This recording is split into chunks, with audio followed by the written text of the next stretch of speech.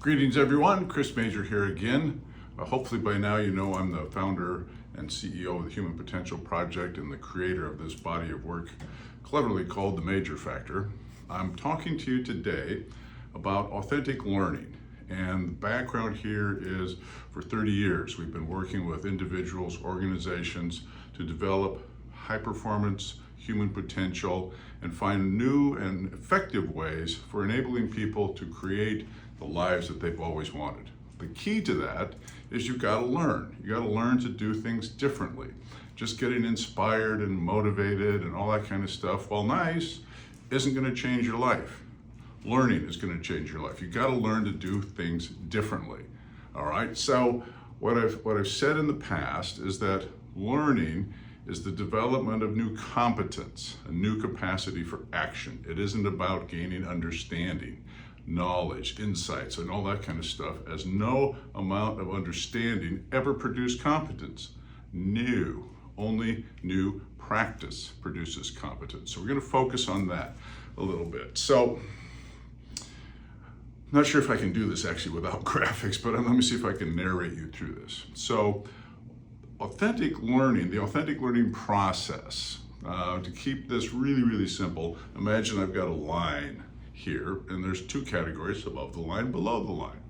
Typically starts down here, way below the line, with what we call the bull in the china shop. Now, this is an old analogy, pretty simple to understand. If you put a bull in the china shop, he's going to make a great big and very expensive mess. And the thing about the bull is he doesn't even know that he's doing it. He has no comprehension about the china shop. So at some moment in your life, you've been a bull in the china shop. I've been a bull in the china shop. Everybody's been a bull in the china shop. Now what happens is, if you're lucky, someone who cares enough about you will take you aside and say, "Oh, hold on there, big fella.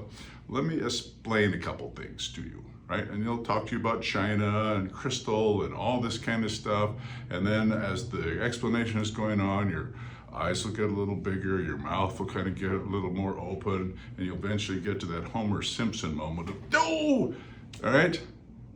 And this dawning of awareness is universally recognized with a two-word declaration: "Oh, shit."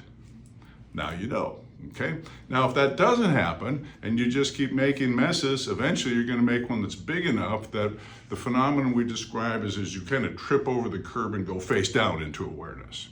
The net effect is the same. The two-word announcement of the dawning of awareness. Oh, shit. Yeah. Now, at that point, you've got 1, 2, 3 choices. Okay? 2 of them are powerful, 1 of them's popular. You can be what we call self-declared ignorant, which is a very complex way of saying, "Yeah, I don't really care enough about this." So for example, there's a whole body of work called Internal Revenue Service Code. I know it exists, I know it's important, I don't care enough to learn about it, so I'm going to declare myself ignorant, which in this case is fine, but that doesn't mean I'm no longer responsible. Okay, so I have to be responsible for my taxes, so I delegate that to an accountant or a tax guy because she knows way more about the code than I do. Being responsible, being an adult. Powerful choice. The popular choice is to be what we call a pretender. The pretender is the person who, you can see these most commonly in sports.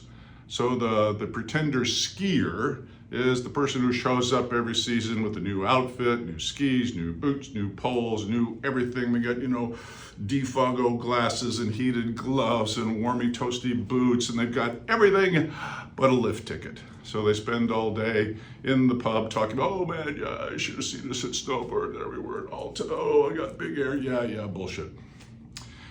In business, these are the people who read all the books. They got all the cool lingo, but they don't actually do anything different. They're extremely annoying at cocktail parties and office gatherings. Okay? The popular choice, right? It takes a little bit of investment, but mostly not of money and a little bit of time, but not the actual time that it takes to do things differently. The powerful choice is to become a beginner. And this is why most adults don't actually learn anything, because the beginner is the person who makes all 3 of the following declarations. Number 1, I see that there is some realm in which I'm not competent, and I'm committed to learn. I'm not going to pretend. I'm not going to act like it doesn't matter. I'm committed to learn. Okay? Number two, I'm going to authorize someone to coach me. Biggest mistake we all make is, I'll teach myself. Yeah.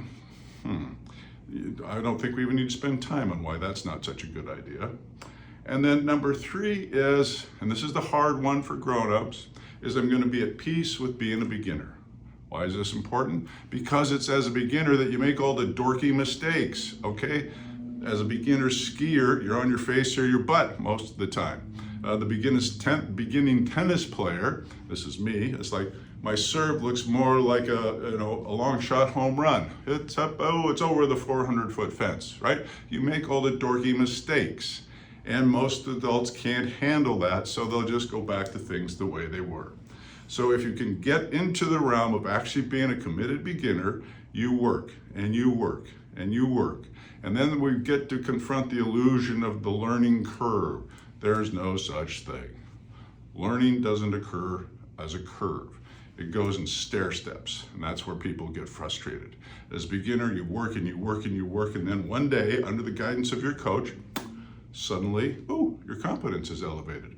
Keep working, you get into the category we call proficient. Keep working, keep working, keep working. There you go, you get to novice, right? There you go, and then into virtuoso. And if you spend a lifetime working on something, eventually you'll get to mastery. Now, to be clear, most people never become masters of anything, and that's fine. That's fine, because it takes a lifetime of dedication. And too often, people who get to be masters in something are kind of useless in most anything else, right? In the business world, we see this a lot. You see these people who have PhDs. Great, good stuff. Unfortunately, if they have a PhD in something, they tend to think they have a PhD in everything, and that gets to be a little annoying after a while. Now, what happens is life goes on, the game changes. A true master, understanding that the game has changed, doesn't kind of rely on his or her old skill sets and competencies, but quickly reverts to being a beginner, to learn the new, to be open to the new things. So the work that we do is all about building embodied competence. It starts with your willingness to be a beginner and move through the stages. Now, if you'd like to learn more about this, go to our website, majorfactor.com. Happy to engage with you. Take that to heart, because we're going to talk about something a little more complex here in the next one. Thanks, and have fun.